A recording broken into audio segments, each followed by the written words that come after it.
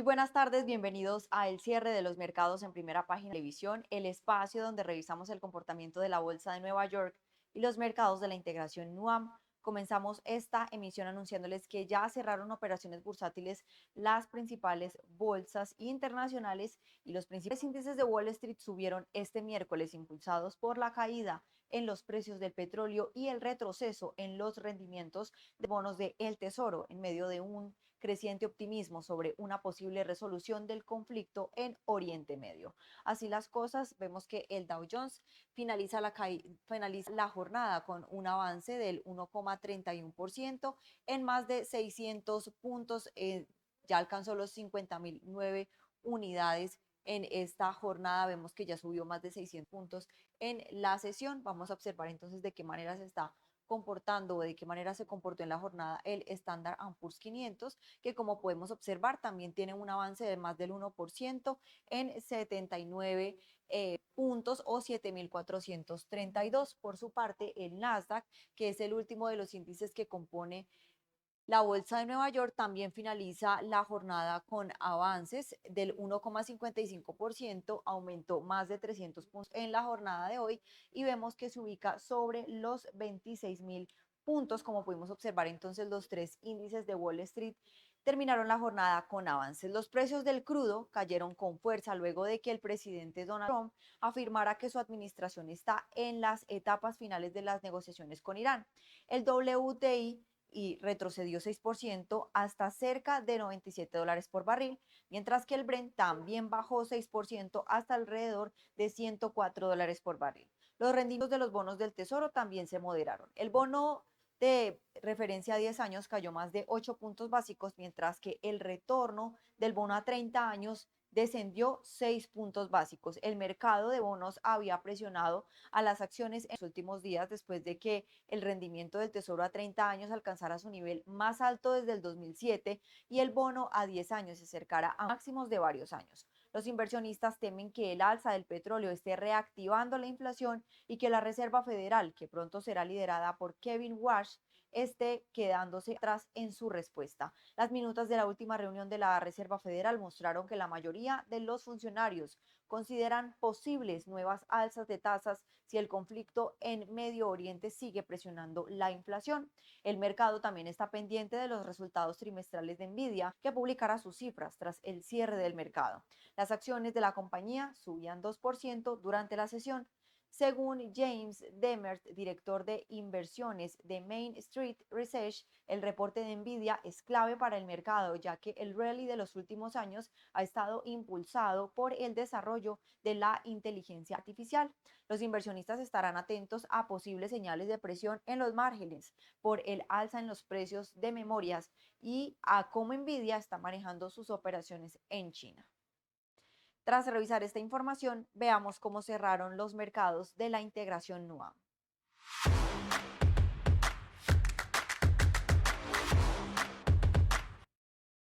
Es así entonces como el MSCI Colcap, el principal índice dentro de la Bolsa de Valores de Colombia, finaliza la jornada con una baja del 0,96%, contrario a ese resultado internacional. Respecto a las acciones, Fabricato es el primer título en descender 5%, Cementos Argos retrocedió 5,95%, Grupo Bolívar también finalizó con una caída del 4,67% y Ecopetrol descendió 3,60%, seguido de Celsia, que también bajó en la jornada 3,55%. Por su parte, acciones como por ejemplo Grupo Aval de la Acción Preferencial, Cibes de la Acción Preferencial, Grupo Sura y Davienda de la Acción Preferencial fueron las cuatro únicas acciones en mostrar comportamiento positivo en la sesión de hoy, siendo Grupo Aval la de mayor desempeño con un avance del 2,77% en la sesión. Y en noticias del mercado colombiano, la Bolsa de Valores de Colombia admitió a Credicorp Capital Colombia como formador de liquidez de la especie Cibest preferencial a partir del 19 de mayo del 2026, bajo el esquema de incentivos y utilizando fondos propios de la comisionista. El programa establece que el diferencial entre la mejor oferta de compra y venta no podrá superar los 1.420 pesos durante el 2026, mientras que el monto mínimo de las operaciones de compra y venta será de 23.000 VR. La bolsa también precisó que el formador de liquidez deberá mantener de forma permanente y simultánea al menos una orden de compra y una venta durante toda la sesión de mercado abierto. Además, Credit Corp Capital tendrá que cumplir las condiciones técnicas del programa en por lo menos el 80% de las mediciones mensuales realizadas por la plaza bursátil. De otro lado, les cuento que la Bolsa de Valores de Colombia informó las tasas máximas de rentabilidad para la subasta holandesa del primer lote de la 12ª emisión de bonos ordinarios de Banco da Vivienda, que se realizará este 20 de mayo del 2026 entre las 9 de la mañana y las 12 de la tarde. La serie F, subserie F30 a 30 meses, tendrá una tasa máxima de rentabilidad a 15,30% efectiva anual, mientras que la serie B de la subserie B36, es decir, a 36 meses, ofrecerá una tasa IBR más 2,10% nominal al mes vencido. Por su parte, la serie U de 118 meses contará con una tasa máxima de rentabilidad del 7,65% efectiva anual. La subasta corresponde al proceso de colocación del primer lote de la nueva emisión de bonos ordinarios de Banco de Vivienda en el mercado de capitales colombiano.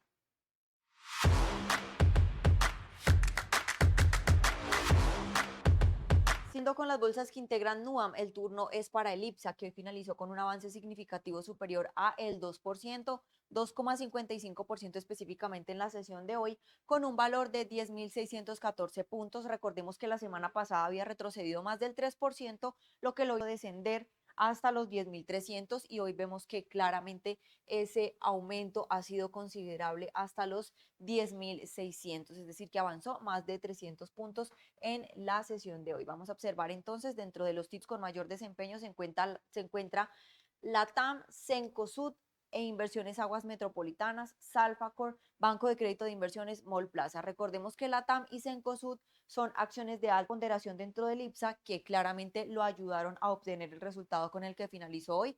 Latam tuvo un avance del 6,84%, mientras que Cencosud aumentó 6,0%.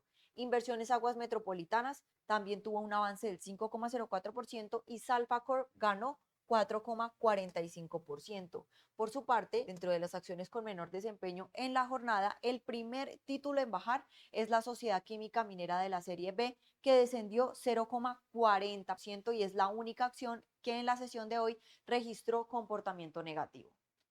En otras noticias, Paul First continuó aumentando su posición en Banco de Chile tras desembolsar 11.780 millones de pesos chilenos, es decir, 12,6 millones de dólares en la compra de 70,8 millones de acciones a través de Inversiones Avenida Borno. Con esta operación, el director de la entidad elevó su participación hasta el 1,32% de la propiedad del banco en medio del renovado interés del mercado por la banca chilena y el repunte de las acciones del sector. Las compras se producen luego de los resultados preliminares de abril, cuando el Banco de Chile reportó una recuperación de su rentabilidad sobre patrimonio hasta del 28,3%, acercándose nuevamente a los niveles de Banco Santander Chile. Pese a la mejora reciente, la entidad acumula una caída del 6,6% en utilidades bajo una medición de 12 meses móviles, en un contexto donde el banco sigue controlado por Quiñenco del grupo Luxic junto a Citigroup.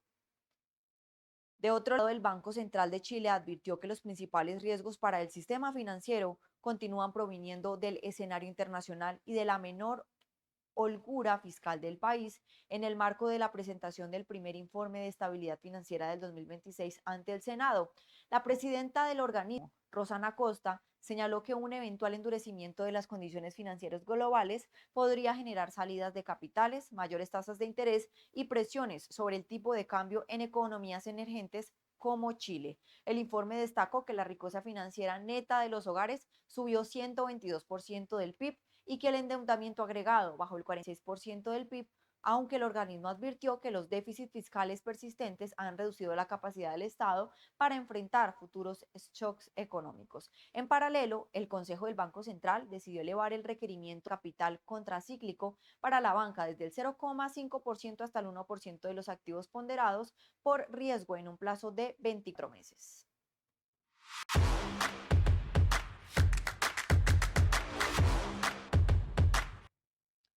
Siguiendo entonces con las bolsas que integran NUAM y ya para finalizar vamos a darle paso a la Bolsa de Valores de Lima, que hoy el principal índice también finalizó con variaciones positivas superiores a el 2% en ambos índices de la Bolsa de Valores de Lima. Es así entonces como el índice general finalizó con un avance de el 2,61%, ubicándose en 52.686.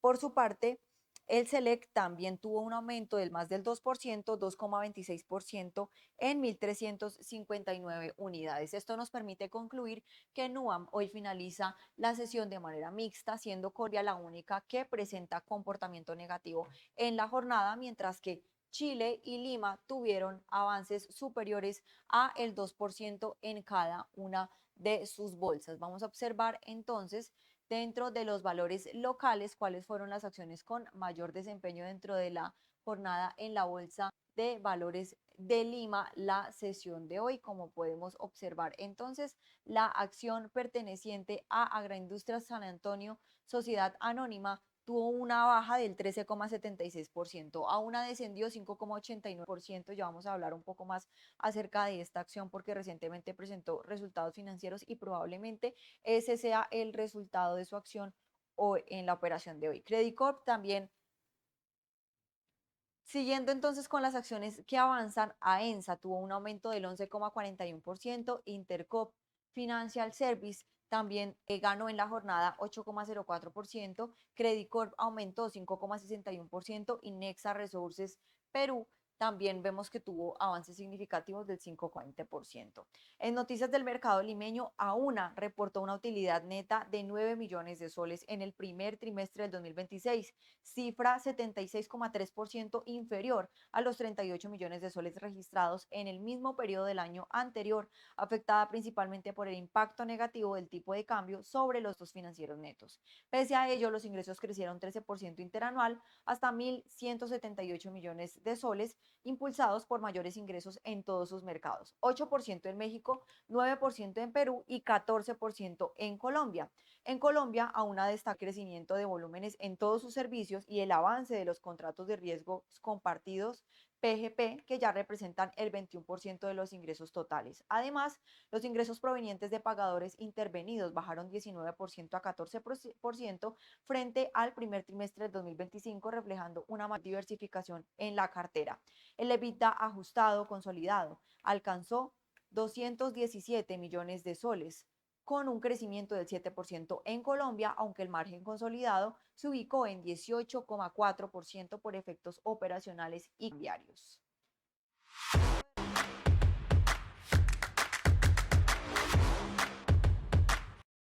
Luego de revisar el desempeño de las bolsas de la región, ahora ponemos la mirada en Venezuela para observar de qué manera se comportó el IBC en la sesión de hoy.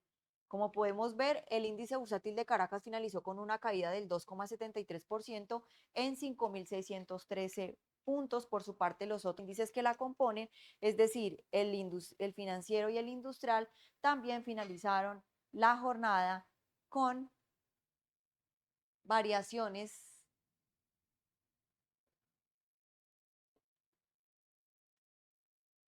con variaciones mixtas la sesión de hoy. El índice financiero finalizó con una caída del 3,41%, mientras que el industrial aumentó 0,13%, por lo que claramente el financiero se llevó la delantera en el promedio general del IBC de Caracas, que fue de manera negativa.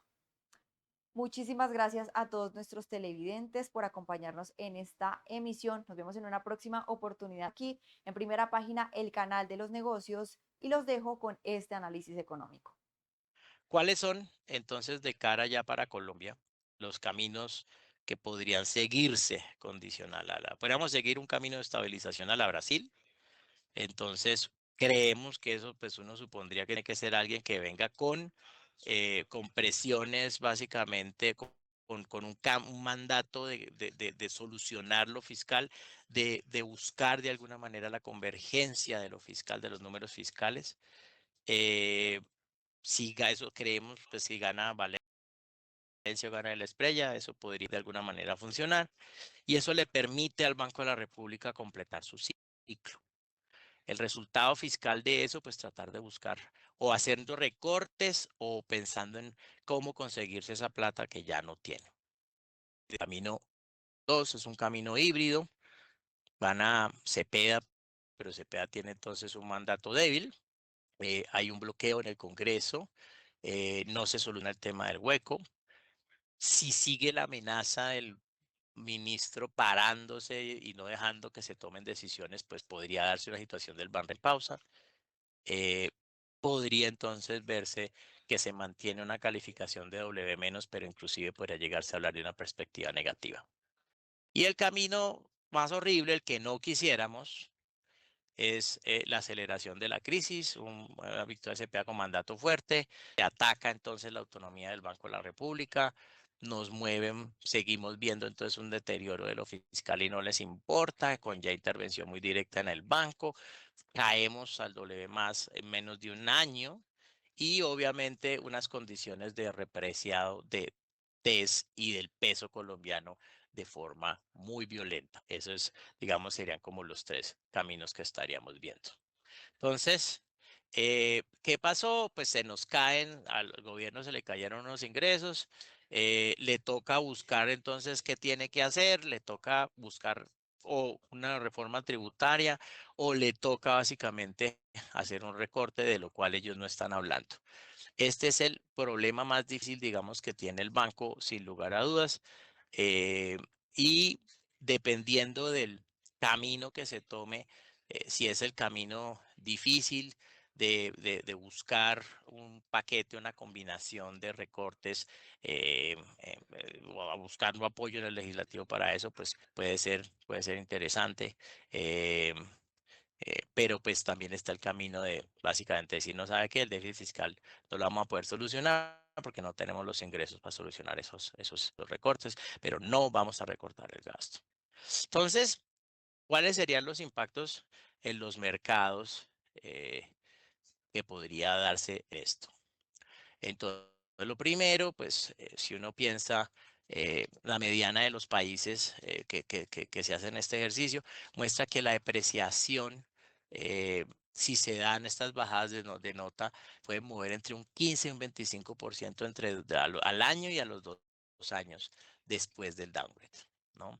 Entonces, obviamente, en el caso de Colombia vimos una apreciación del 14.8% en 2025 y pues uno diría que tratar de testear en este escenario en donde seguimos el camino malo, por así decirlo, podemos tratar de tocar un tipo de cambio de 4.200 pesos.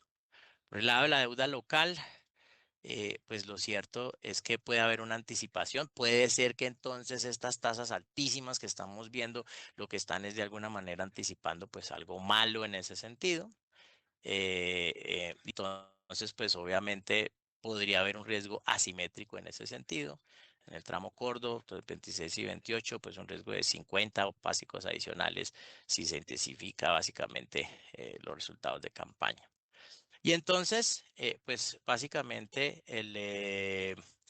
digamos que, eh, como para simplemente concluir esto un poquito, yo llamaría que es muy importante que busquemos evitar a toda costa que el país siga en esa trayectoria de movernos hacia esa nota de una sola. Eso nos va a cambiar inclusive los tipos de inversionistas extranjeros que estarían interesados en comprar la deuda colombiana. Son mucho más riesgosos, hay que pagarles mucho más tasa, básicamente por la situación.